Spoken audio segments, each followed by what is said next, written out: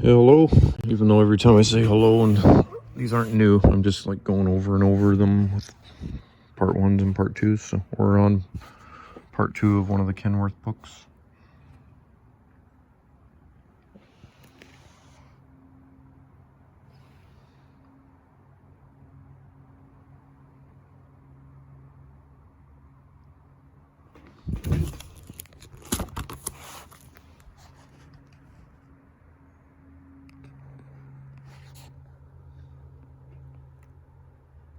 Now, some of these setups must just seem just ridiculously crazy weird. Even here, they are a little out there. They're common. So this one here, it slides up. They can be pin slide, fifth wheel slide. It's called a Jeep. It doesn't have a steering wheel, and people don't do a two-fingered wave at each other when they see them, but it's called a Jeep. And the back trailer, well, there's wagons, there's triaxles, tridems. They all have a different name. That one's called a triaxle. Just different setups. They're weird. So.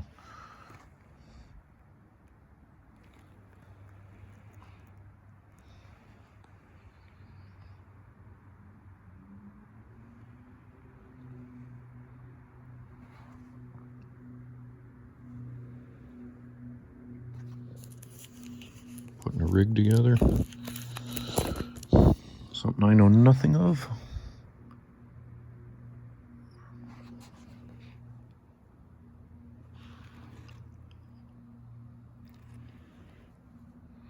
These would be unreal to take to a four-way stop and turn them.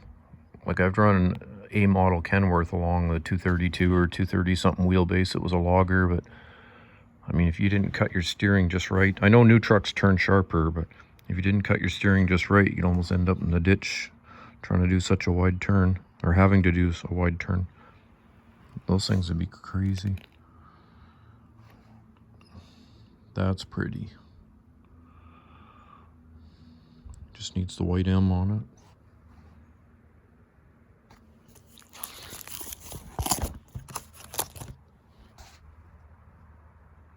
So there's a Kenworth in there somewhere.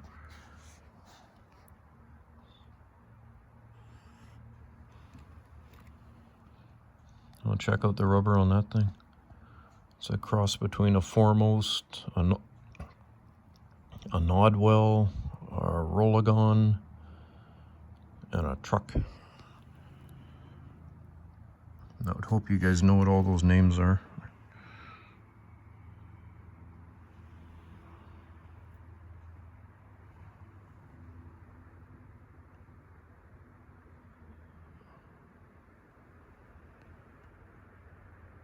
Is that Dennis' truck? Oh, yeah, that's Dennis's truck. He doesn't have that one anymore. He's got a black and red one now that he's had for a long time.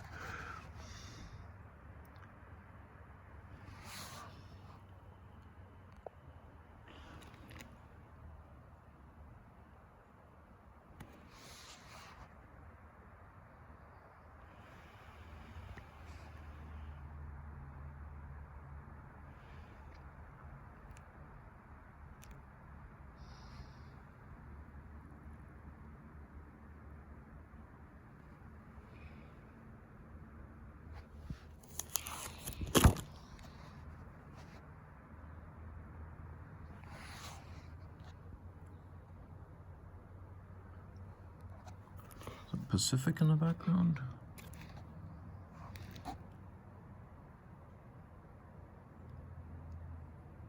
Yep.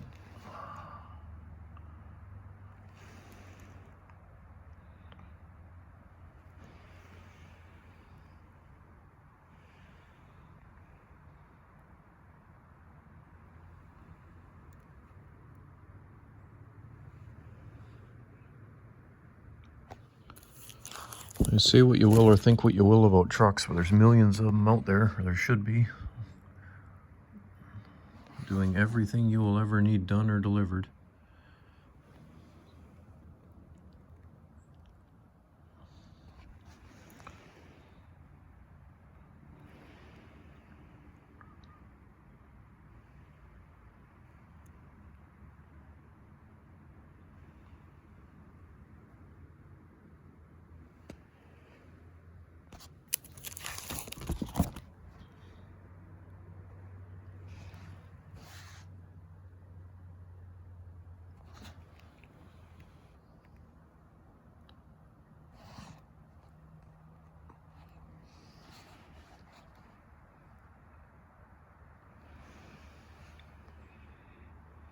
That would have been a Kiewit truck.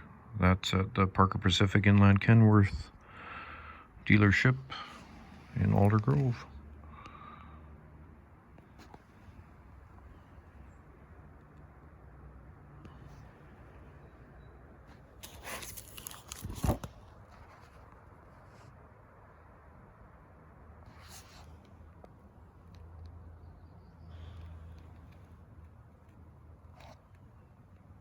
That's the foot of Chilliwack Mountain there.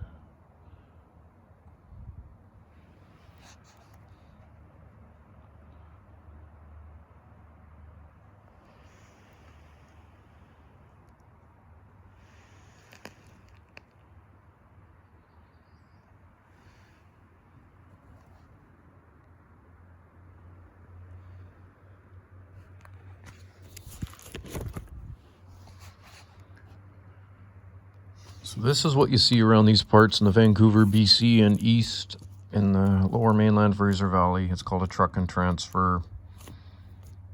The truck drops his pintle hitch, he backs up, and then that hydraulically slides into the box, and then he's double overloaded. And then they're illegally allowed to move short distances to dump that, but those things will haul you, I don't know if our tons are different than the rest of the world's tons, but they can easily bring you 38 to 40 tons total. They bring a lot of material. And you won't see them even in the 3-axle version, the smaller one, where the box would be about the size of the truck. You don't see those anymore. It's basically all quad axles.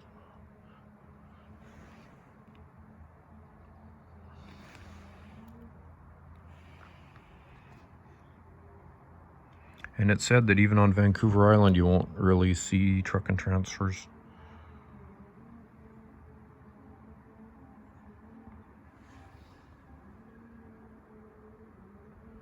Very regional piece.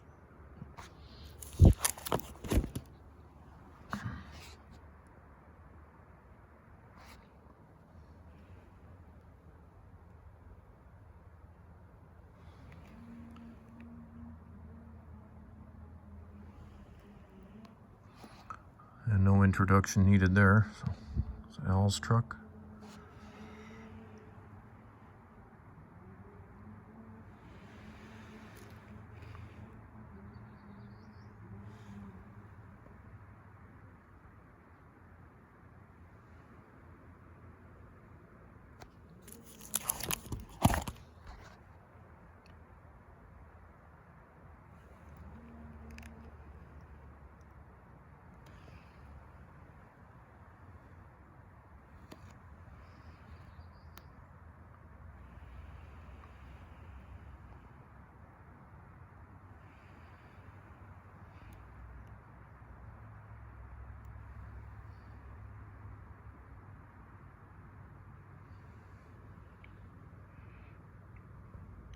That's neat.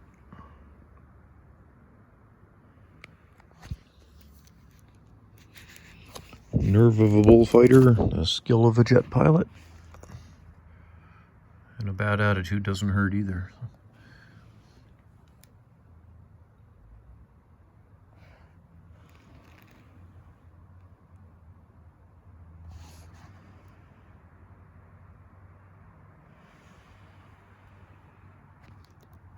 D8K in the background.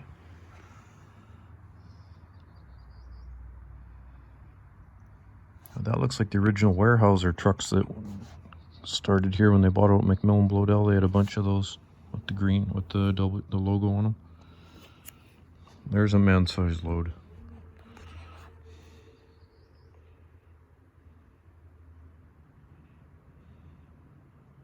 Until you've stood by a yarder or one of those line loaders, that American in behind it there, you just, even this picture, you still can't quite grasp it. They're just immense.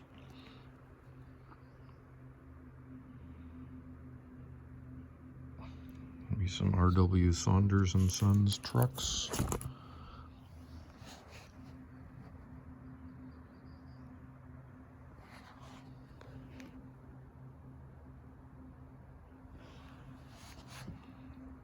Canfor, Canadian Forest Products.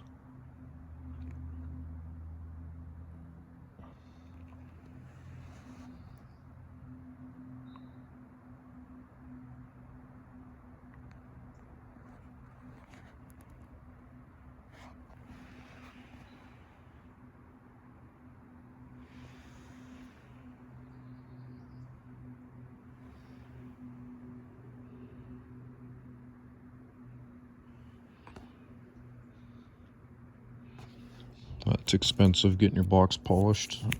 Some guys do it.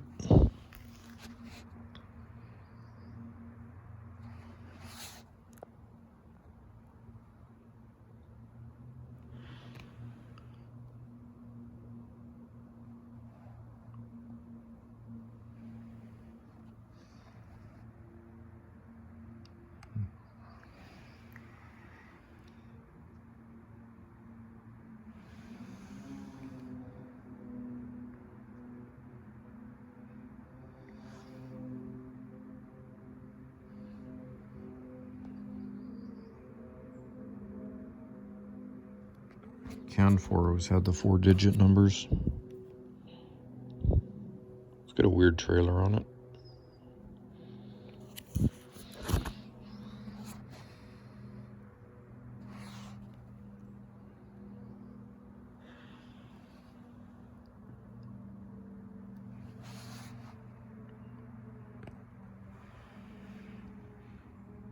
Yeah, that would have been when the Weyerhaeuser took over there.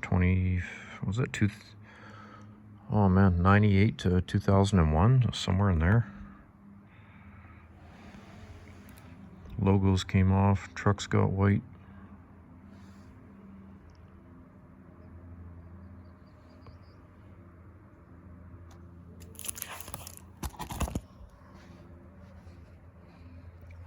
Actually, I'm gonna cut this here. There's still a bunch of pages. I'll do a part 3.